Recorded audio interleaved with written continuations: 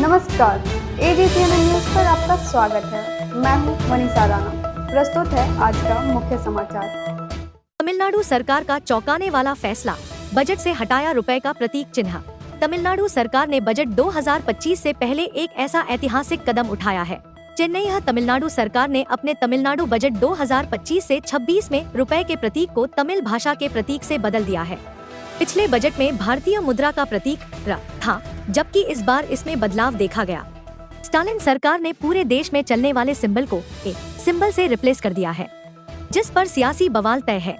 तमिलनाडु सरकार ने राज्य के बजट 2025 के लोगों से आधिकारिक रुपए के चिन्ह को हटाने का फैसला किया है। इसकी जगह अब तमिल लिपि का इस्तेमाल किया जाएगा। ऐसा पहली बार हुआ है जब किसी राज्य ने राष्ट्रीय मुद्रा चिन्ह को नकारा है।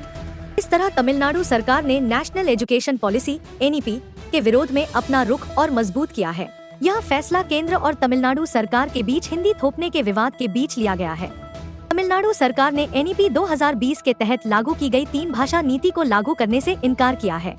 इसके चलते केंद्र सरकार ने समग्र शिक्षा अभियान (SSA) के तहत मिलने वाली 573 करोड़ रुपए की सहायता राशि रोक दी है। नीति के नियमों के अनुसार SSA फंडिंग का 60% हिस्सा केंद्र सरकार देती है और इसके लिए राज्यों को NEP 2020 के दिशा निर्देशों का पालन करना जरूरी है। लेकिन DMK सरकार का कहना है कि केंद्र सरकार NEP के जरिए तमिलनाडु के लोगों पर हिंदी सीखने का दबाव बना रही है। केंद्रीय शिक्षा मंत्री धर्मेंद्र प्रधान ने इन आरोपों को खारिज करते हुए कहा कि DMK सरकार इस मुद्दे को राजनीतिक फायदे के लिए इस्तेमाल कर रही है। उन्होंने social media platform X, Twitter पर कहा कि NEP 2020 का विरोध तमिल भाषा, संस्कृति और पहचान की सुरक्षा से जुड़ा नहीं है, बल्कि यह सिर्फ राजनीतिक स्टंट है। यह विवाद केंद्र और तमिलनाडु सरकार के बीच बढ़ते टकराव को दिखाता है, जो NEP और हिंदी भाषा को लेकर लंबे समय से जारी है। 2010 के केंद्रीय बजट के दौरान तत्कालीन वित्त मंत्री प्रणब मुखर्जी ने भारतीय मुद्रा के लिए एक नया प्रतीक लाने की घोषणा की। यह प्रतीक भारत की संस्कृति और पहचान को दर्शाने वाला होना चाहिए। इसके लिए एक सार्वजनिक प्रतियोगिता कराई गई, जिसमें कई डिजाइनों में से मौजूदा रुपए के प्रतीक को चुना गया। इसके बाद इस नए प्रतीक को मुद्रा नोटों और सिक्कों में शामिल किया गया। पहली बार चिन्ह वाले सिक्के 8 जुलाई 2011 को जारी किए गए और ये आधिकारिक रूप से प्रचलन में आए, जिसके बाद बजट 2025 के लोगो वाली तस्वीर सामने आई है। इसमें साफ दिख रहा है कि बजट से रुपए का चिन्ह गायब है। उसकी जगह पर तमिल लिपि का इस्तेमाल किया गया है। तमिलनाडु के इस फैसले से यह संकेत मिलता है कि राज्य अपनी अर्थव्यवस्था और वित्तीय दस्तावेजों में अपनी पहचान बनाए रखना चाहता है। अब तक किसी भी राज्य ने भाषा के आधार पर इस तरह का फैसला नहीं लिया था। यह फैसला न केवल राजनीतिक रूप से महत्वपूर्ण है, बल्कि इसके आर्थिक प्रभाव भी हो सकते हैं। भारतीय रुपए का आधिकारिक प्रतीक 2010 में भारत सरकार द्वारा अपनाया गया था और यह पूरे देश में मान्यता प्राप्त है। किसी भी राज्य द्वारा इसे हटाना संवैधानिक और आर्थिक बहस को जन्म दे सकता है।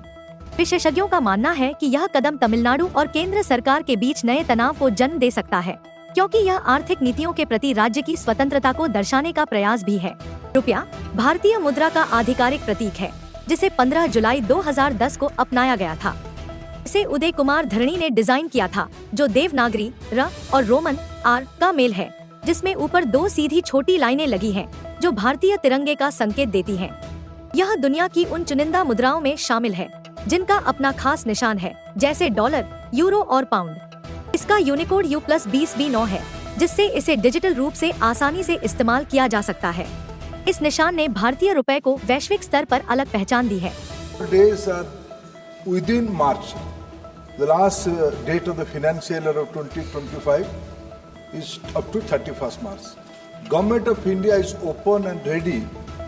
The kind of discussion we had with Tamil Nadu government in previous months, if they will, it's not that they are now, they have changed their stand. At one point of time, Tamil Nadu government has ready to sign an MOU with Government of India for accepting PMCD. Few of my members, few of my MP colleagues came to see me.